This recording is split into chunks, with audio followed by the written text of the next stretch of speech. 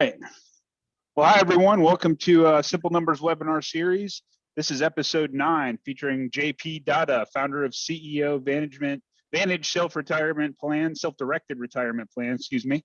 JP's been one of our clients for quite some time, and as in looking for topics to come up for our webinars, Greg and I were talking, and he was like, hey, you know what a great one would be is JP talking about some self-directed IRAs, which are very cool if you don't know anything about them.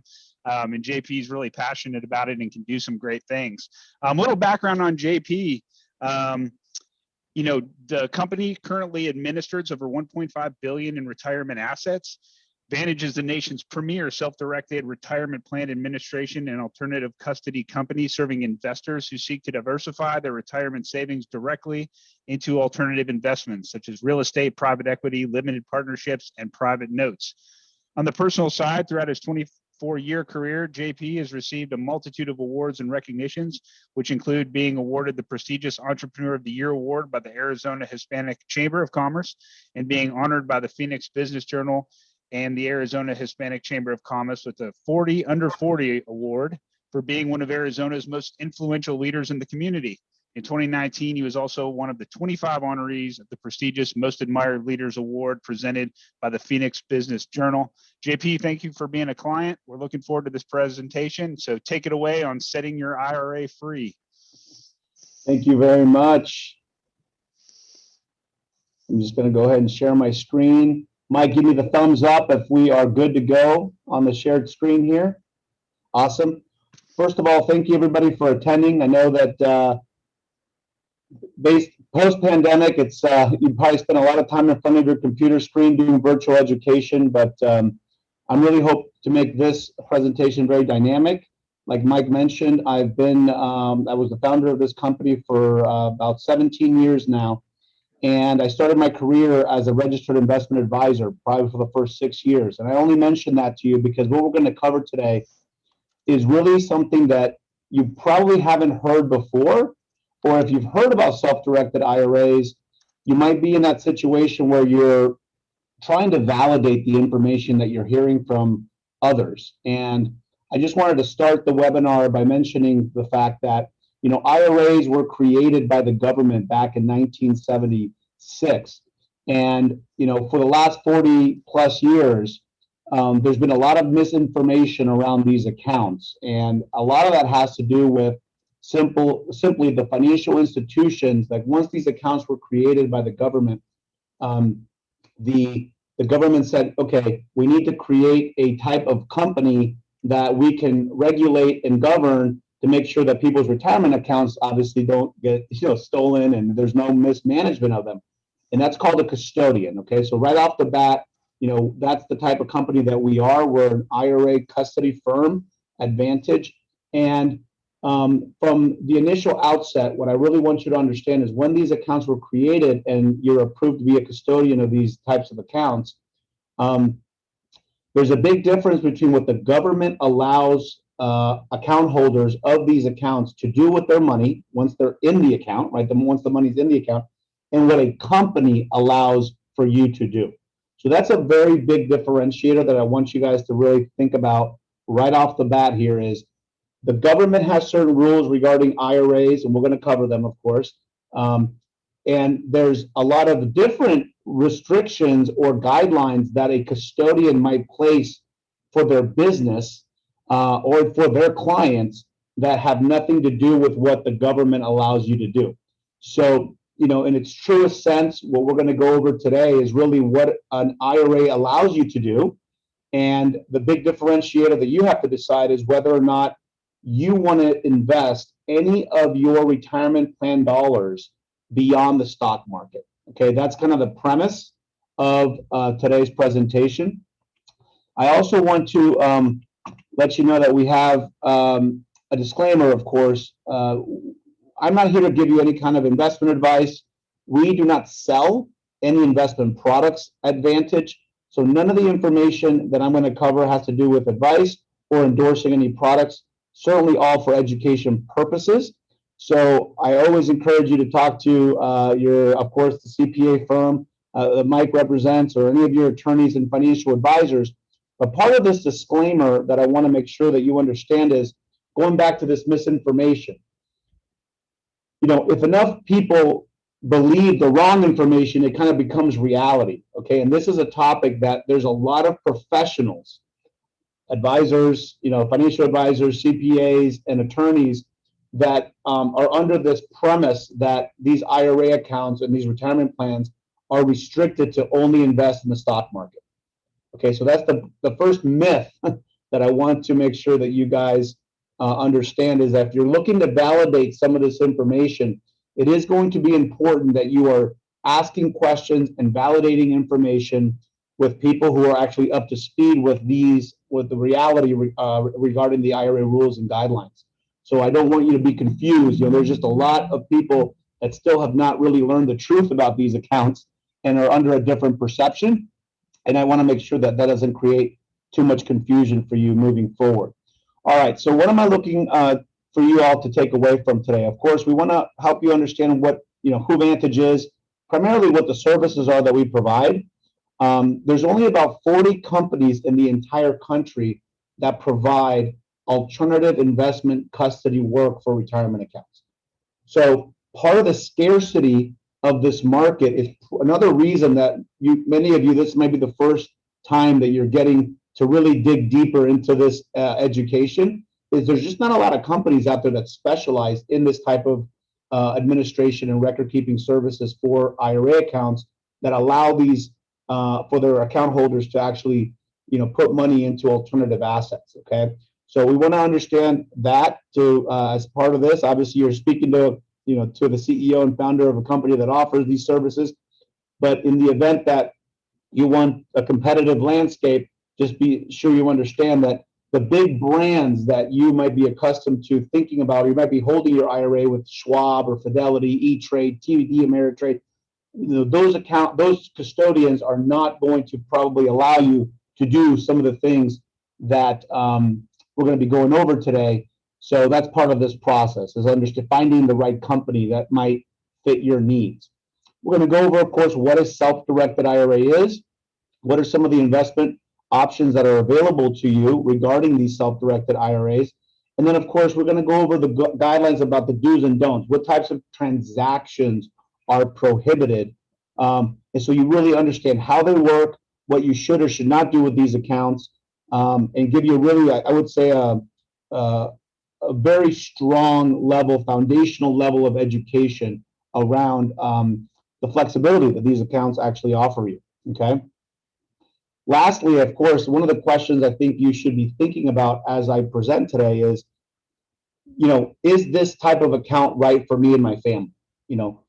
Ultimately, I have we have content to present for you today, but it's meant to be a decision-making bit of content, right? You should be identifying whether or not investing, diversifying some or all of your retirement plan dollars beyond the stock market is something that you would feel comfortable with, that you desire, because ultimately our mission Vantage is to help alternative investors put their money, their retirement savings, where they want, okay, and to ultimately do that through their personal design versus the default, which we believe is just even though you have a lot of investment choices within Wall Street, there's a lot of Americans that would rather put all or a portion of their retirement savings in things like real estate or investments like in private loans and things like that. So we'll be going over a lot of that today.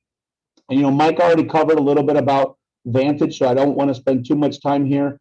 The thing that you just simply need to understand is that we've been around since 2004, so going on 17 years. We do have $1.5 billion in retirement assets that we administer. We specialize primarily in working with IRA accounts, but these are SEP IRAs, simple IRAs, traditional IRAs, Roth IRAs, and we also offer health savings accounts that can be also self-directed. And any of the uninvested cash that sits inside of your IRA accounts, just as you know, they are FDIC insured up to the federal limit of $250,000. Okay. A lot of what you'll learn about these self-directed IRA companies like Vantage is that we're really almost like, even though we offer custodial services and record keeping and administration services as our core, we're really educators, by trade, because we know that we're up against a lot of misinformation. So what we spend most of our day doing is educating and creating awareness about the rules, right? And to kind of to at least try to get the secret out, if you will, about what these accounts can allow you to do. But we never cross the line over to advice. So just be aware that many of you might have IRA accounts with a financial advisor or at a company that does offer financial advice and also offers what I would call manages your money. And we don't do that advantage, right? So we are really strictly on the offering the types of accounts and doing the IRS reporting, things like the record keeping and administration of the account, right? Handling things like contributions and distributions, and making sure that the fair market values of these assets are being kept accurately. All right. Okay. So in a nutshell, just to get things going here, why would you even think about, setting up a self-directed IRA account? And it really goes into what I believe is this understanding that money is very personal, right? These are decisions, and IRAs, individual retirement accounts. So that means that we definitely try to put the I in IRA as much as possible, and understanding that not all of your investment appetite is connected to the stock market. So the number one thing that you need to identify as to the types of clients that we work with, they ultimately come in two different archetypes or personas or avatars.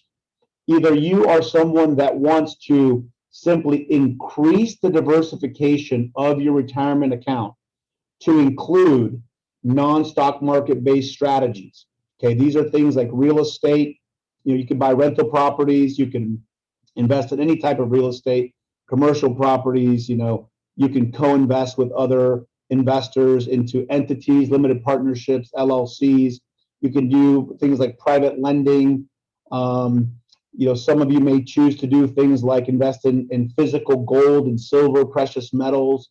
So ultimately, this is about matching this account to your investment appetite.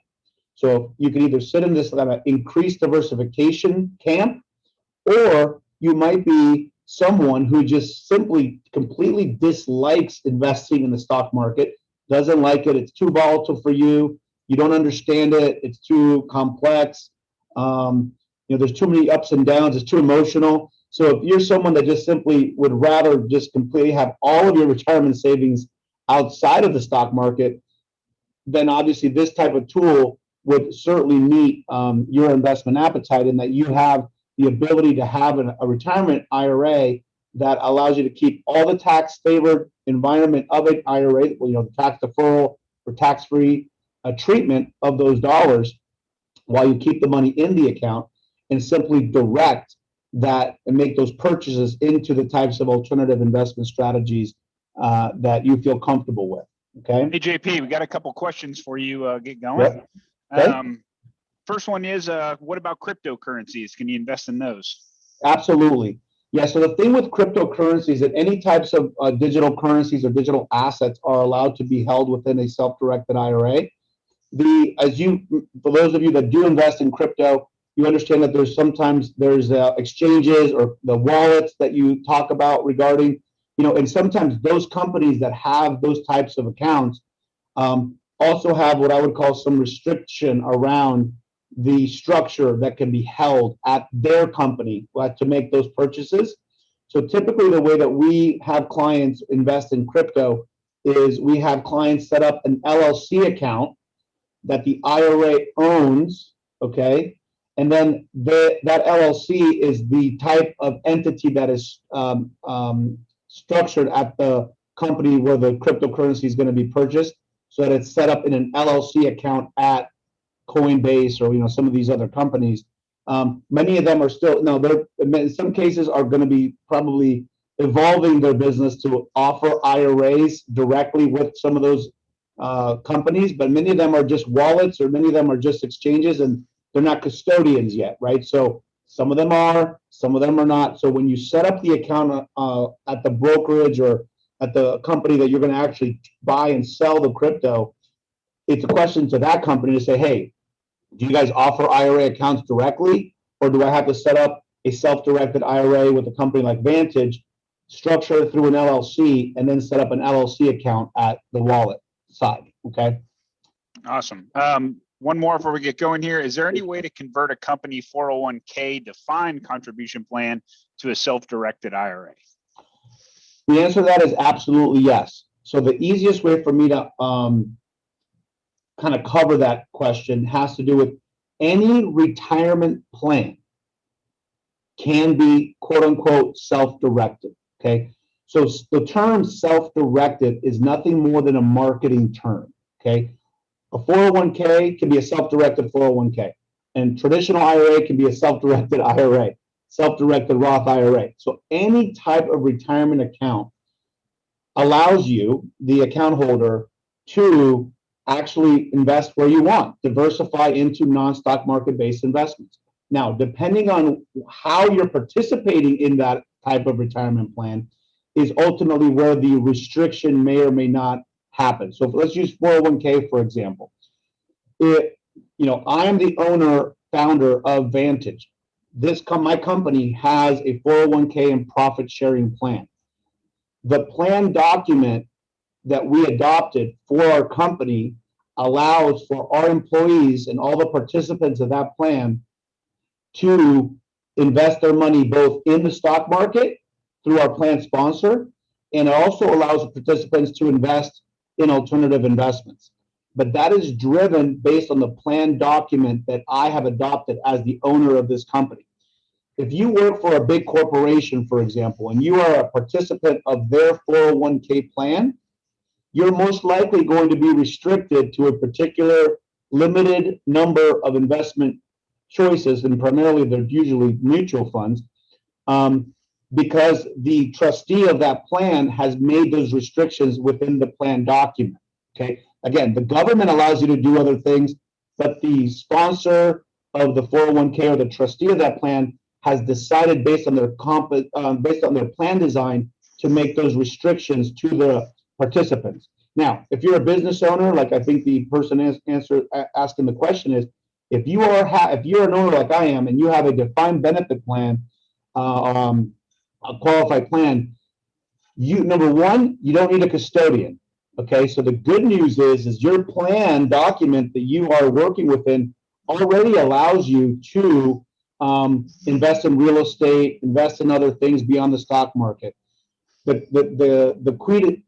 key to you is determining who is going to be the record keeper of the assets that you are deciding to invest outside the stock market.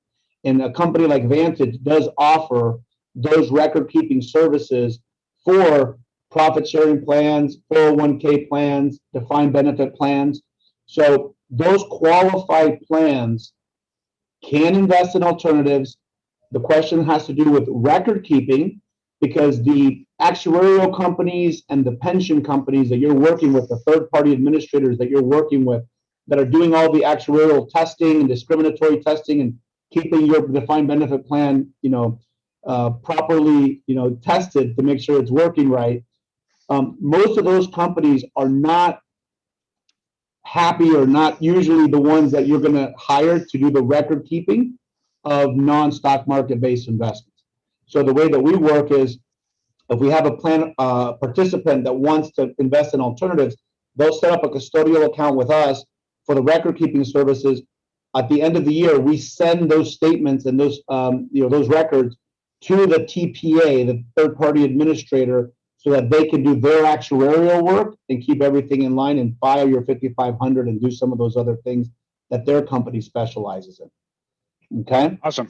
I got a couple more questions, but let's just hold those for a little bit, get going on the presentation, and I'll jump in here when you got a second. Right. So these are, the question here is, what motivated you to attend this webinar, right? Do you want more control over your retirement savings? Are you interested in diversifying? And have you lost faith in Wall Street? And I know sometimes this is an emotional question. Maybe right now you haven't lost too much faith, but if it was March of 2020, maybe you would have lost faith on Wall Street because you saw it drop so significantly, so quickly because of COVID. So are you here to learn, just thirsty for financial education, just getting some new ideas? What I'm hoping that you're at least here to do is something sparked your interest around what a self-directed IRA is. And maybe in the description of this webinar, you're like, wait a second, I didn't know that, I've been told, or always been interested in maybe buying some other things with my IRA or my 401k, but I've always been told I cannot do anything beyond the stock market. So I'm hoping that that's where your curiosity, what led to this webinar. And I'm hoping that you're going to get all the education you need to be able to not only understand your options, but like I said, decide whether or not this is appropriate for you. Okay.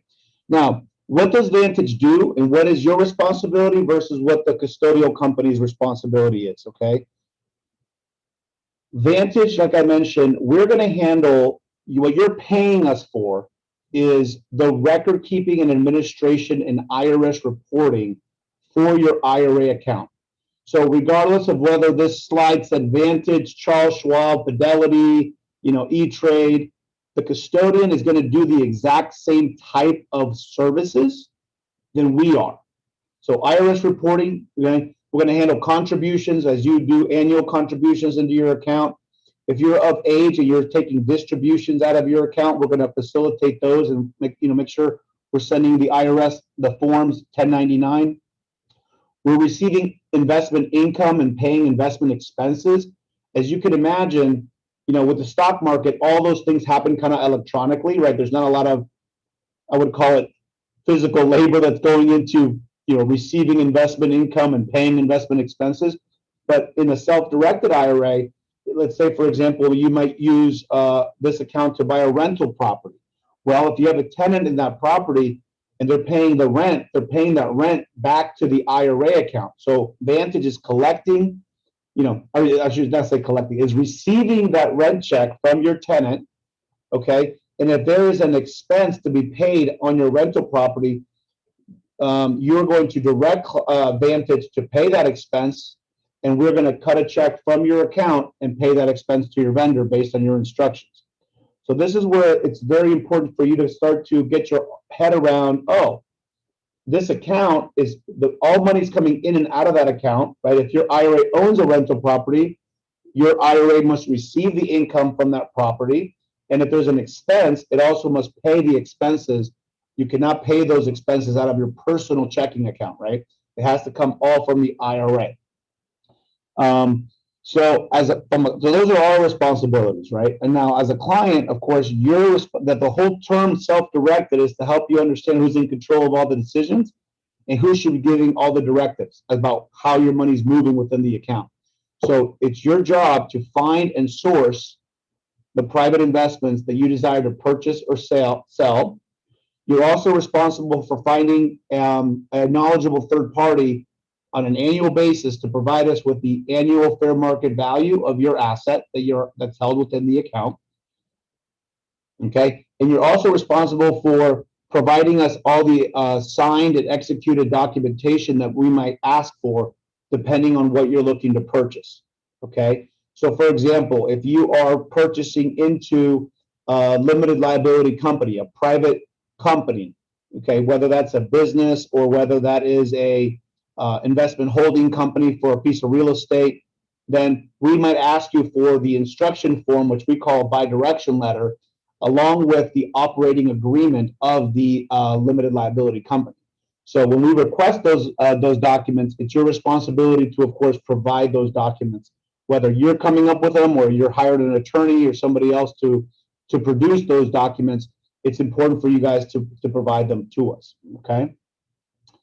All right, so now we're going to get into the meat of it, all right?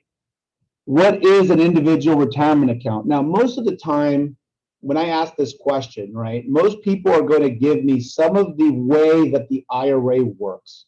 Oh, JP, this is a vehicle that that's set up for long-term investing. It's got some tax favored treatment, right? It goes tax deferred. I get a tax deduction when I put money in, and when I have to take money out of my traditional IRA, I'll have to pay taxes after age 59.5.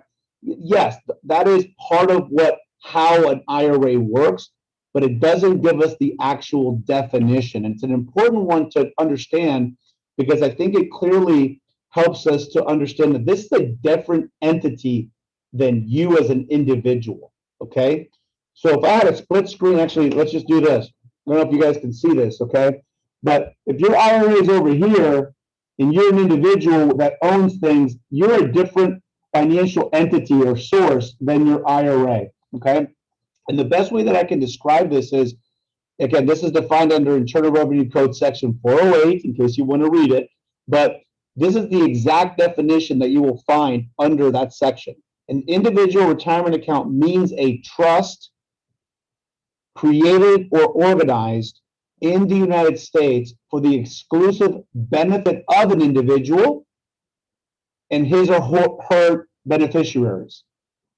Okay?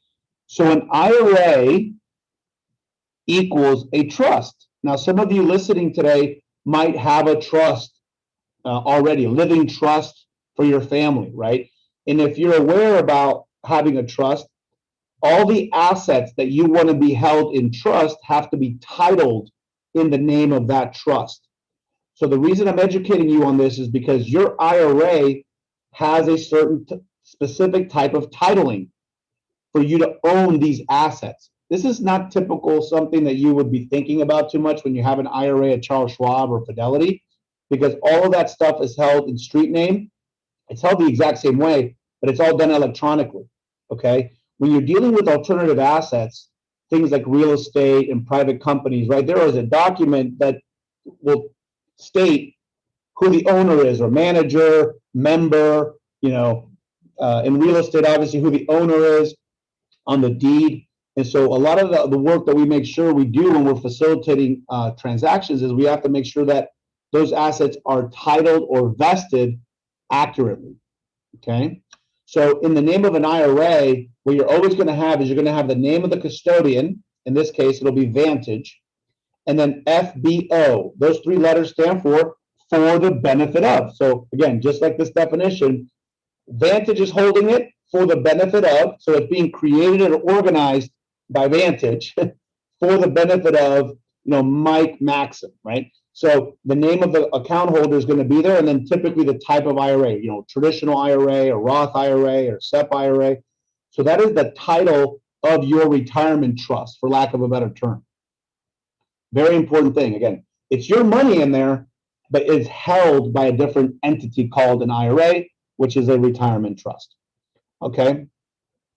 So we've already talked about the term self-directed. We've simply added that term as a marketing term so that people understand who's in control of the decisions, okay?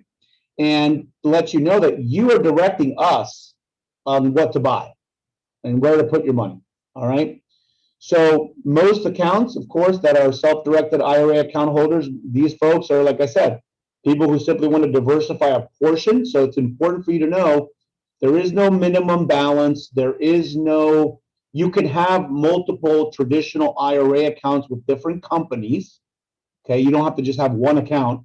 You can have an account at Charles Schwab and Fidelity or any of the traditional custodians, right, with traditional stock market-based restrictions. And you can have an account with Vantage. And all you have to do is transfer a portion of the money that you have at those traditional custodians, whatever amount you want to transfer to Vantage, to make these diversified allocations or purchases into private market investments. Okay, popular ones, of course, like I mentioned, real estate, and that's going to be done with a direct purchase through a partnership, right, or co-investment through entities. You can also, very important for you to know, is you can also leverage your IRA, believe it or not. Many people don't even know that you can do that. But when you're purchasing real estate inside of an IRA, you can actually use your IRA to make a down payment on that purchase. And there are lenders in this country that will lend money to your IRA. So you can actually use debt finance to purchase assets inside of your IRA, which most people are shocked to hear and actually very happy to hear, right? Private lending is very popular, especially with this market where bond yields are very low. A lot of our baby boomer clients, a lot of folks that are more senior where their retirement allocations require or should have maybe a higher percentage in a fixed income allocation.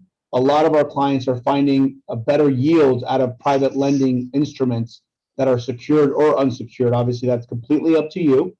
And then, of course, investments in private companies, joint ventures, in any type of private company can be, or an IRA can purchase into any type of structure except an S corporation. Okay, that's an important thing to kind of understand there. Hey, JP, I have two questions related to this, related to that slide, probably want to go over. So why use a self-directed IRA for real estate if you have a 1031 exchange tax benefit? Would you only then use it for high dividend real estate? Yes, this is a very common question and typically one asked by a lot of CPAs, to be quite honest. And it really just depends on how you approach, what your mindset is on why buy real estate, right? A lot of folks say, well, I buy real estate because I want to depreciate and I want to minimize my current tax exposure, right? Now, let's be honest. You're not investing for retirement. You're investing for retirement to make money, right? So some of those tax minimizing strategies that you might be thinking about with real estate and depreciation is really a non-issue because most people are buying it once, even though you can collect the depreciation. If you ever sell that asset for a profit, you're going to recapture that depreciation and pay capital gains taxes. Now, outside of an IRA, to this person who's asking the question, if you want to defer the tax, yes, you can do a 1031 exchange.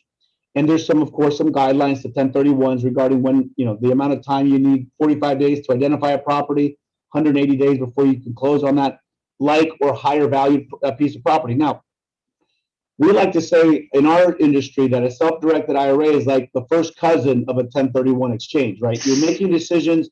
If you have enough investable assets where you're making real estate investment decisions for tax, strategies outside of a retirement account, keep doing those things. Now, inside of an IRA, most account holders are making their decisions based on one strategy: to make money, right? And the tax treatment of these accounts are exactly the same, regardless of whether you're purchasing stocks to make money, mutual funds to make money, or real estate to make money. All right. So yes, you're not going to be able to take any of the depreciation inside of an IRA for the real estate that you're purchasing within that IRA, but most people are doing it to collect the rents, right? The cash flow, and also to get hopefully appreciation on that real estate. Now, if you, God forbid, of course, not the real estate doesn't always go up, right? So in the event that you bought something for 200,000 and all of a sudden it's worth 150 and you sell it at 150, you're also not going to be able to take any kind of tax loss, on your personal 1040 for that. But you're just like if you bought a stock or a mutual fund that was worth 200,000 and you sold it at 150, you're just going to, basically realize that $50,000 loss, but you're not going to do that from a tax reporting perspective. So hopefully that answers your question. It shouldn't be an either or. Typically, what I tell CPAs and I tell our account holders and investors is, most people should be making decisions with this because the tax treatment of this account has already been defined. So most of them is, do I believe I can make money in stocks, mutual funds, real estate, private loans, or all of the above? And then find the right adequate account to accomplish those goals with those strategies. All right, sticking with real estate, could real estate development companies that utilize investors steer investors in this direction to diversify their IRA and increase returns, whether private lending or equity, and for the company to increase the amount of available funds for them to invest? 100%. The challenge with this is most developers don't know about self-directed IRAs. Most Americans don't know. Let me give you a statistic. There is currently 25 trillion with a T, $25 trillion currently held within all retirement accounts in this country, right? That includes 401ks, profit sharing plans, and IRAs. 25 trillion. Less than 2% of that money is invested outside of the stock market. So what you have here is 40 plus years of a population of this country that actually been told that they cannot invest in things outside the stock market. Therefore, anybody who's professionally can benefit from having the ability to tap the source of that $25 trillion, once they learn about it, once they hear about it, then absolutely, they're trying to tell their private investors, their individual investors, accredited investors, if they're raising $10 million to do a development deal, then yes, they're trying to tap, any pocket they can, right? But we educate a lot of investment sponsors, or we call them capital raisers, about self-directed, just so they understand that, look, 70% of Americans have a retirement account. 40% of households in this country have an IRA. So when you understand how the system and how the education of money has worked in this country, you have CPAs, of course, telling people to put money in the retirement plans first, right? They have savings because of the tax deductions and because of the tax deferral. And so most of people's investable assets are held within these types of plans. So as a developer or anybody raising capital, if you go to someone and say, hey, I want you to put $100,000 into this deal, most people, then are kind of determining whether they like the deal or not. They're making the decision on, okay, how much liquidity do I need, and can I afford to cut a check for 100 or 50,000 or 25? What if I need the money within the time frame of this development being, going full cycle, and me being able to get the return as the investor? So by people knowing that you could tap, without any tax consequences, we're talking about putting money from an IRA into that real estate development. Of course, this is not a distribution, a taxable distribution. This is simply just like me buying a mutual fund or a stock. I'm buying interest in a real estate transaction that's direct, whether that's through an entity or direct through the deed, and keeping all that same tax deferral treatment in that investment holding. So yes, it's very common. We just, that's why I say, I wish I had a megaphone. I would walk around just letting people know, like, did you understand that you can use these accounts for this purpose? And I'm hoping that's what you're getting out of it today. Is hopefully your brain is just like, oh my God, I could do this and that and the other thing. And a lot of developers not just developers, any professional that's in the business of having to raise capital to execute on an investment strategy is excited to understand that they can actually now have a different funding source, that they can talk to an individual investor and say, look, here's our deal, but our minimum investment might be blank. You can use your checkbook money, brokerage account, taxable dollar pocket, or you can use your retirement plan dollar through a self-directed IRA. Oh, and by the way, we have a relationship with Vantage, and we can make that process super easy for you. So that's typically how we try to make it happen. All right, awesome. I'm going to go through, Mike, I'm going to go through a couple quick examples. Like I said, I'm trying to speed things up here just to make sure we get to everything. But these are just some case studies that I want to go over just to kind of give you guys a little bit of flavor. I might even skip one of them, but just to give you guys a little bit of flavor regarding the types of things that people do. So this is Monie Love.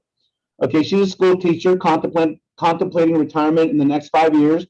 Of course, she's concerned that her retirement savings are not enough for her to even consider retirement. So she's frustrated with the volatility in the stock market. So these are all the emotional things that happen, out there, and you got to just determine how you're feeling about it.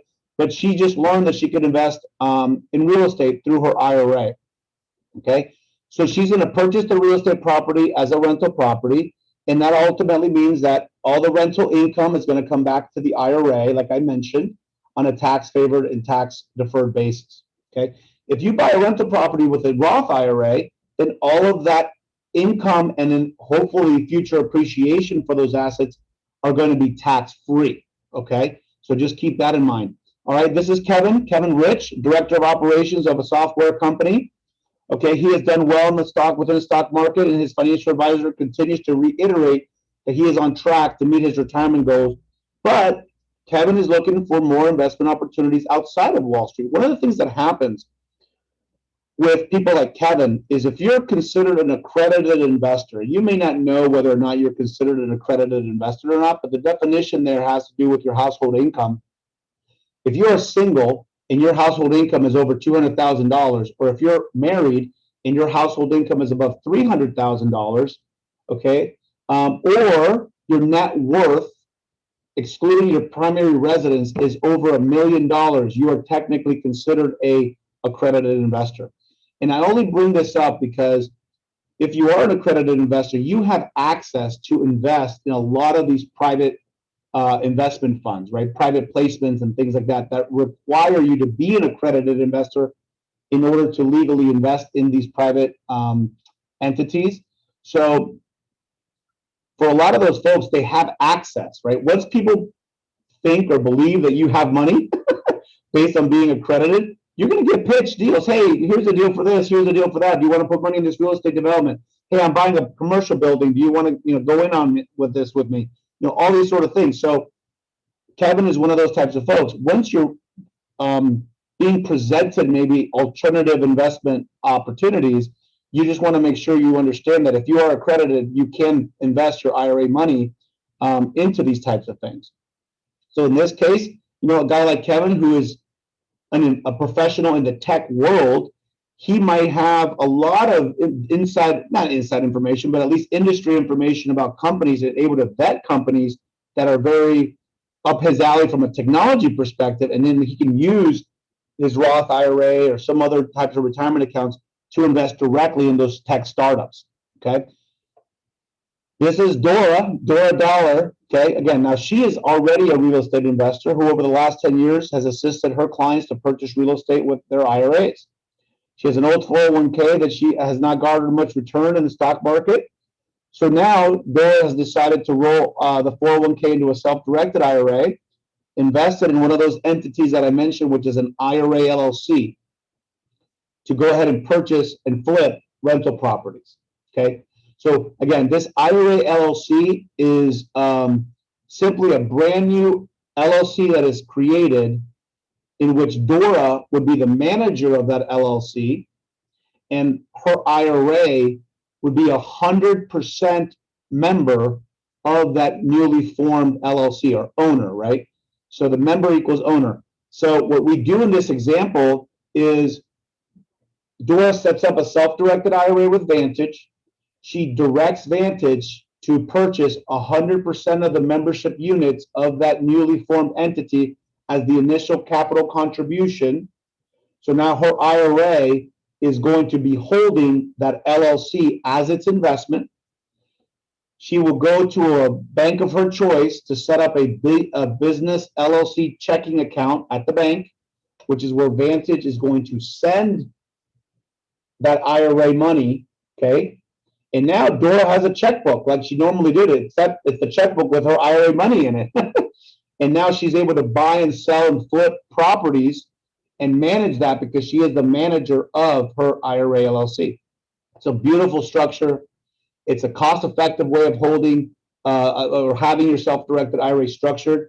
And it's obviously, as you can imagine, very active real estate investors are typically going to prefer this type of structure because they have that checkbook and they can pay, contractors, they can pay the plumber, they can pay expenses, they can kind of manage those investments that have a lot more activity and do it in a more fee efficient manner with Vantage. All right. Walter Cash. Walter is a retired city worker. He is concerned that his current retirement savings will not meet his retirement needs and is nervous he may need to re-enter the workforce. He is looking for a private alternative investment rather than doubling down on the volatile stock market. We're certainly living in uncertain times. I always say we're always in uncertain times. No one can predict the future, right? But we definitely have a lot of things going on right now in the market that make people, especially as they are nearing retirement, a little bit more nervous. So I just feel like having the knowledge that you can set up a self-directed IRA to potentially produce better yield on something more tangible like real estate, like a private note or private loan. A lot of our people like Walter, like I mentioned earlier, they're seeking to maintain a higher yield on their fixed income. And so think about what a bond is, right? A bond is just basically you're lending money either to a government or to a company at a particular promise of interest or yield that they're producing. And so, same with the private note. So a lot of our folks that have self-directed IRAs, they do a lot of private lending. The beautiful thing about that is you can ultimately play the bank with your IRA and create the notes based on your own terms. So you're the one that determines what interest rate you're willing to receive for the loan. That could be to a small business owner. That can be to a small real estate investor who's maybe fixing and flipping properties themselves, but you're lending them money for those rehabs. There's just a lot of different ways of, and right now, even though interest rates are very low in what I call the conventional lending environment, there's a lot of people that need money. Okay, so there's a lot of opportunity, I believe, in creating notes and promissory notes on your terms and securitizing based on what you want as security and having complete control over those types of instruments to give you a little bit more consistency on the types of yields that your retirement plan requires for you to retire. Okay, so those are some examples. I don't know if I have any questions, Mike. If you want to, this might be a good time before I dig deep into the prohibited. Yeah. So back to your slide on the real estate and the company one. So how does real estate depreciation work within an IRA? It doesn't. You just don't get to depreciate it. It's just you buy the asset. There is no schedule. There is no depreciation. There's zero. Okay. You can't own your own company in a self-directed IRA, right? What ownership limits are there? Well, that's a great segue to this next slide. So in these next couple of slides, I'm going to talk about two different things. One, what I would call investment restrictions. Okay, the things that you cannot purchase based on the rules. All right, and then I'm going to talk about people restrictions, and these are the types of disqualified persons or related parties to your account as a transactional buying and selling and exchanging. So that's the one that answers the question that we just got. So let's talk about prohibited investments. So this is where the big whammy is going to hit your face, I think, for those of you that maybe came to this webinar with a different understanding or had been told different things. The government did not create a list of permissible investments within these accounts. They actually took the complete opposite approach. Instead of telling us what we can purchase inside of retirement plans, they simply defined what are the prohibited investments that your IRA or retirement account cannot purchase. And there are only two things that you cannot purchase with a retirement plan. And they are collectibles. And collectibles are defined in the code as any work of art, any rug or antique, any metal or gem, any alcoholic beverage, things like bottles of wine, if you're a wine collector, for example, any stamp or coin. Okay, now, in the metal or coin, there's a little asterisk here that says, except U.S. government minted gold and silver eagles, gold and palladium bullion. So there are very specific types of coins and metals that are permissible within that restriction, okay? And if you're into precious metal investing or buying physical gold, bullion, or coins, then talk to your precious metals broker because they're going to be very familiar with which ones are allowable for retirement plan purchase and sale, okay? But literally anything beyond a collectible and a life insurance policy can be purchased with any type of retirement account based on the rules. Again, government rules versus company rules. That's what you need. That's what you're working against here. Okay. Now, that's pretty much it. So any type of real estate can be purchased. Now, let's get right to the people restrictions. Okay, because this is what this gentleman was talking about. This is probably the most important slide and the most technical slide, but I'm going to try to simplify it for you all, okay?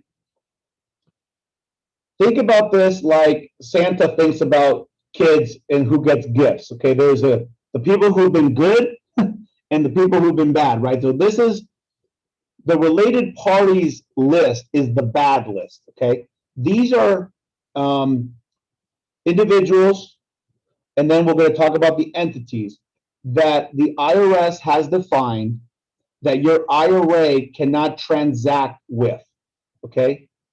Going back to this, my little stick figure here, okay?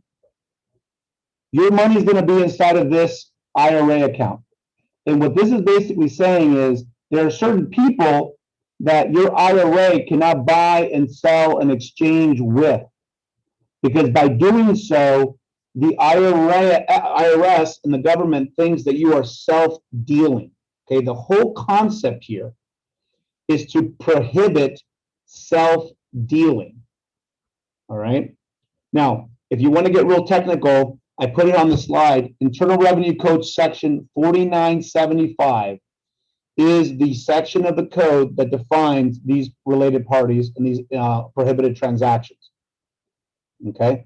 But basically what it states is an IRA cannot engage in any transaction, whether it is a direct transaction or an indirect transaction, and I'll talk to you about what that looks like, with any body or anything considered related to the IRA. Okay, so again, remember, we got two different entities. You as an individual have relatives, right? My relatives, my cousins, my uncles, my children, these are all my relatives. Those are people who are related to you as an individual. What the government tried to do is define who is related to this trust, to this retirement trust. And those are considered related parties to the IRA. So a prohibited transaction is simply any transaction in which this retirement trust is transacting with a related party to the IRA. All right. Now, so who's on this list? Very important for you all to know who's on this list. And it's pretty simple. Okay. So think about this. If you are the account holder, so JP has an IRA, retirement trust. So then JP as the individual is considered a related party to his IRA. So I cannot buy and sell or exchange an asset from my IRA to myself. So for example, if I have a primary residence right now, JP Dada owns his primary residence on the deed. My IRA cannot come in and purchase that investment, that primary residence from myself. Okay? If you are married, legally married, your spouse is considered related to your IRA. The account holder's lineal ascendants, okay, that's the technical term, but this is your parent,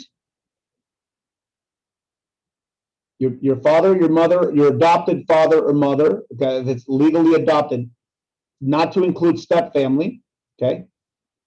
Your grandparents, lineal grandparents and their spouses, okay? And then the same thing happens on the downline. So your children and their spouses, grandchildren and their spouses.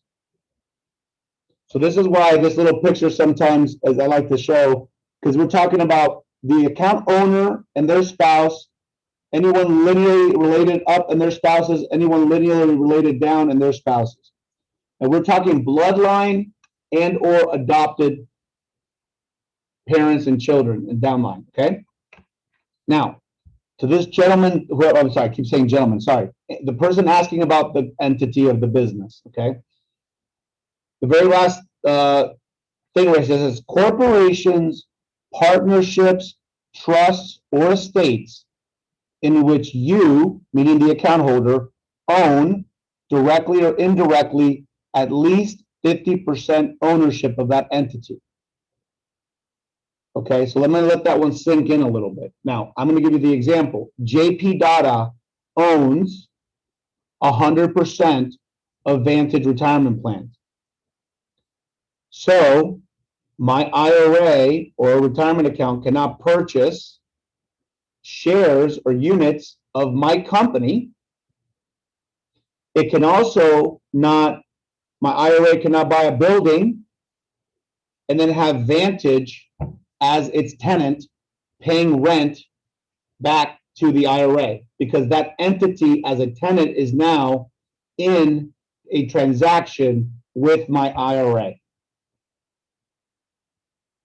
Okay. Now you might be asking yourself, well, what about less than 50%? Okay. So when percentages are below 50% between your IRA and any personal ownership, it cannot exceed 50%. So there are circumstances, and it gets a little technical, so I'm not going to cover these today. But in the event that the only transactions you want to make with your IRA have to do with entities you own or any of these related parties own, okay, your father owns, your child owns, right? You're going to want to get some legal advice to make sure that you're not thinking about doing something that is a prohibited transaction. But typically, what I do to keep it simple, okay, you want to make you sleep well at night, not have to worry about checking out code here too much. Don't do business with your family with your IRA. Okay, don't do business directly or indirectly with any entities that you have ownership in, okay, or any of your related parties have ownership in, and you're going to make it pretty simple. Now, the non-related parties list on the right-hand side of the slide are all these family members that are not considered related to your IRA. They're related to you, but not to your IRA, okay? Brothers and sisters, the spouses of your brothers and sisters, your mother and father-in-law, your stepchildren, your step-parents, your spouse's stepchildren, aunts, uncles, cousins, ex-partners, life partners, right? If you have a life partner, okay, not legally married life partner, then you are able to transact. Your IRA is able to transact with those individuals. Okay. Now we have 5 minutes or less now for this presentation, so I'm gonna leave it at that. I'm also gonna let Mike. I'm gonna give Mike a tool which I call my related party worksheet. He will email to all the participants of this presentation, and it's the simple little. I call it the cheat sheet. If you take that form and you fill it out, it's going to define for you who the related parties to your personal IRA are. If you are married, make sure your spouse completes their own list because it'll have different people on it, okay? So I think that's going to be a better tool for you to understand. Now, I'm going to skip through. These were just all examples of prohibited transactions. We're not going to have time to go through all of them all or to play deal or no deal, okay? But typically, this is the key question that I want to make sure I end on, okay? If you decide that a self-directed IRA is right for you and your family, you set up your Vantage self-directed account before entering any transaction. These are some of the key questions I'm hoping that you will answer, that you'll be able to answer. Is my self-directed IRA doing business with a disqualified person, aka related party? Okay, very important question to ask. Number two, is the asset that I'm looking to invest in on the prohibited investments list? Is it a collectible and is it a life insurance policy? If the answer is no, then you can certainly make that investment. Okay, that's it. Those are the two questions. If you're not buying life insurance in a collectible, and if you're not looking to buy, sell, exchange with any related parties, that means your IRA or your retirement plan can move forward with that investment. Okay. Now, how does this all work? The mechanics of this, if you say, yep, I want to do this, and of course, I want to talk about how much this all costs, right? So you have your IRA, let's say at Fidelity. You have $200,000 of Fidelity, it's invested in mutual funds, okay? You decide that you want a self-directed IRA. What do you do next? You set up a self-directed IRA, hopefully with Vantage. You are going to sell whatever mutual fund positions you need to liquidate at the current custodian in whatever amount you want to put into alternative assets. We are going to send your current custodian a transfer request, and then they're going to wire that money or cut a check to be placed into your Vantage self-directed IRA. There is no tax consequence for doing that movement of money. Like I said, you can have IRA accounts at different companies. So we're just asking them to send us over some of your cash, okay? Once the money is at Vantage, then we step into stage 2 of this process, which is you're going to go and identify what you want to buy, and then you're going to direct Vantage through a form called a bi-direction letter, along with the supporting documents that we'll require depending on what you're purchasing. We're going to make that investment for you, okay? Send the money where it needs to go. And now we are going to custody or hold that asset for the benefit of your IRA account, just like we would a mutual fund. And then, of course, depending on how you structure it, expenses have to be paid out of the account, income comes back into the account, contributions comes into those accounts, distributions comes out of those accounts. And then as far as maintenance, on an annual basis, you will receive a letter from us saying, what is the fair market value of the asset that we are holding? So depending on what you're holding, you're going to get a knowledgeable third party. You don't have to pay a lot of money for this, but you have to get a knowledgeable third party to give us a fair market value of what that asset is currently worth. What is a fair market value? What a willing buyer is willing to pay to a willing seller. That is the definition of fair market value. Okay? If it's real estate, a typical cost market analysis or a comp for the area will suffice. Okay? So there's some non-expensive ways to handle this. And Vantage has a resource list of knowledgeable professionals that can help you in the event that that's needed. Okay? Almost last slide here. Okay? What does it all cost? At least Advantage, okay, you're going to set up, you're going to pay a $50 account setup fee unless you want to do this within the next week. And if you use this webinar code, this code right here, SYIRAF-JPD, you'll get a $25 discount for attending today's webinar. Okay, but it has to be done within the next week to claim it. $50 to set up one time, set up the account. The annual administration fee for us to custody any asset is $350. That's it. It is not based on the value of your account. It is strictly a flat $350 for our administration services for every asset that you hold inside of your self-directed account. And then lastly, we charge a $125 transaction fee anytime you purchase or sell an asset from inside the account. Okay, so those are only charged obviously when there's that activity of buying or selling an asset. All right, so I don't know if there's any questions. I'm not going to go through a summary. I'm going to put last slide here is the our info@vantageiras.com. If you have any questions, that's our inbox, our phone number, of course, our website. I want to thank all of you for attending. And then, Mike, of course, if we have time, I don't know if we do, but if we have not time, really. okay. But you were definitely right. You would, when we were talking 45 minutes, that was yeah, I get you. You're right on. So could you provide the slides or any other information that we can out to everyone just so they can see and I can pass that with the recording? 100%. And of course, this information, if you guys have any other questions, hit us up on our website, hit us up on our info ad or our phone number.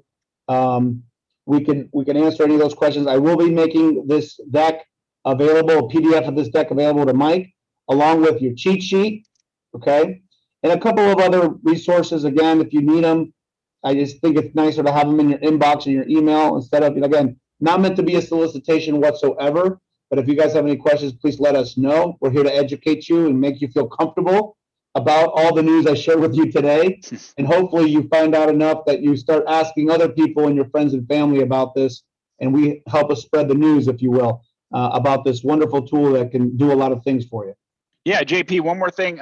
Is it good if they shoot the questions we have remaining over to that info page? Would you guys be able to get that? It looks like it's about 5 questions, 6 questions. You know what, Mike? Please do that. Have them do that. Okay. And at the same time, if you wouldn't mind, Mike, if you could, since you have the chat, put them in an email directly to me, because I would want to make sure that I can also direct. I'm happy to get on a phone call and direct it to the people that took the time to spend with me today.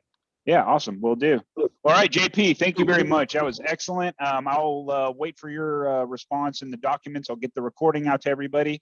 And again, thank you everyone for attending. JP, thank you. You're great. Really appreciate it. Thank you, Mike. Thank you, everybody. Take care. Bye.